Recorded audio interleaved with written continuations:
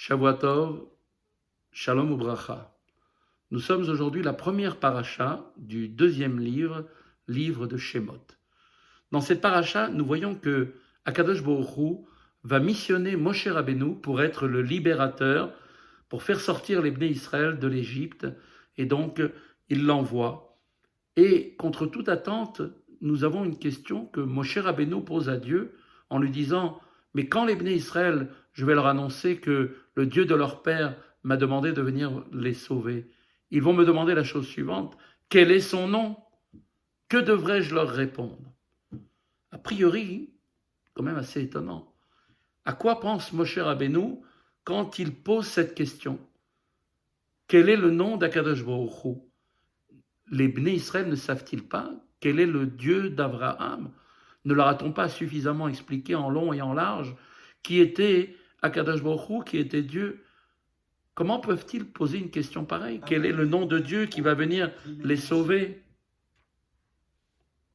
Pourquoi est-ce qu'effectivement Moshe Rabbeinu se sent dans l'obligation de leur répondre? Qu'est-ce que c'est que ce nom dont on parle? Quel nom de Dieu veut-il connaître? Les commentateurs expliquent qu'en vérité, Akadosh Baruch Hu apparaît dans ce monde sous l'aspect de différentes manifestations, qui chacune de ces manifestations correspondent à un des noms avec lequel il souhaite éclairer une certaine conduite dans le monde, dans son monde. Par exemple, quand Dieu veut se comporter avec justice, il utilise le nom de Elohim. Quand, au contraire, il veut utiliser la bonté pour éclairer le monde, alors il va utiliser le nom Yudke Vavke. À travers maintenant cette explication, on peut peut-être mieux comprendre quelle est la question des Bnei Israël. Sous-entendu, de quelle manière va venir s'exprimer la libération? Comment est-ce qu'elle va faire? Sous quel auspice? Sous quel éclairage du nom de Dieu va donc se réaliser la libération? Mais là encore, cette explication n'est pas bonne. Parce que, quelle que soit la libération, quel que soit le nom que Dieu va utiliser, peu importe, la finalité, c'est de sortir d'exil. Pourquoi? À quoi bon savoir si c'est Elohim? Est-ce que c'est Yudke Vavke? La finalité n'est-elle pas de sortir définitivement de cet exil?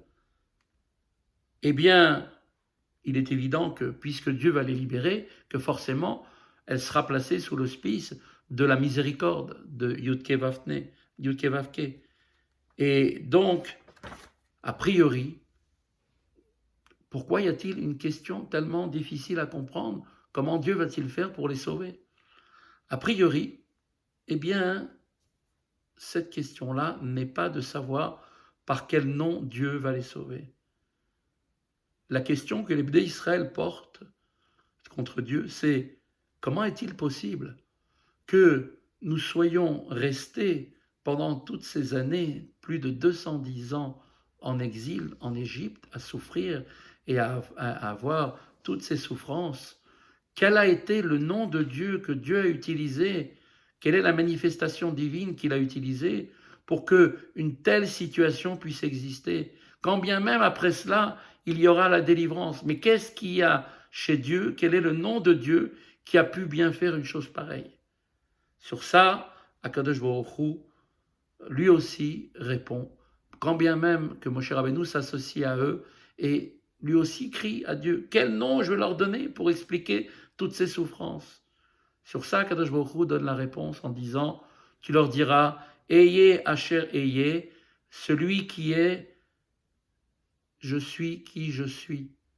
Et ainsi tu diras au Bnei Israël, Ayez Shelachani Alechem, je suis m'a envoyé vers vous, et tu leur diras, le Dieu de vos pères, l'Éternel, de votre Dieu, eh bien, c'est là aussi son nom, et ce sera là le souvenir à tout jamais. Qu'est-ce qu'Akadosh Baruch Hu répond à Moshe Rabbeinu? À la question de quel est son nom? En quoi Dieu répond en disant « Je suis qui je suis » ? Eh bien, la réponse, elle est très simple. Je suis celui qui était avec eux dans leur exil, et je suis celui qui a supporté avec eux pendant toute cette période de l'exil. Et donc, je suis moi aussi présent à chaque instant là où les Bnei Israël se trouvent, Et quand bien même ils se trouvent dans des situations les plus difficiles, eh bien moi aussi, je suis présent, je ne cache pas mon visage, je suis là et je ne les oublie pas. Bien au contraire, je suis qui je suis. Sous-entendu, à chaque instant, je me trouve parmi les Bnei Israël, là où ils se trouvent, quelle que soit la situation dans laquelle ils sont. Et c'est mon nom pour toujours, Léolam, et le mot Léolam est écrit sans la lettre Vav. Et on sait très bien que pourquoi est-ce qu'il n'est pas écrit avec un Vav? Eh bien, en fait, l'explication, c'est que c'est une allusion sur la notion de voile, la notion d'occultation. Sous-entendu que la miséricorde, la tribu de miséricorde, qui se trouve dans cette situation d'exil est dans une situation voilée. Mais quand même, elle est avec eux.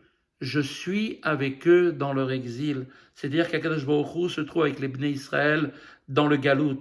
Et la tribu de miséricorde se trouve dans une situation cachée, effectivement, mais cette situation de miséricorde va se révéler avec la délivrance qui va venir très rapidement, comme notre maître le rabbi nous l'a dit, en un clin d'œil, la délivrance, et tout de suite nous repartirons vers notre terre, vers le troisième Beth Amikdash.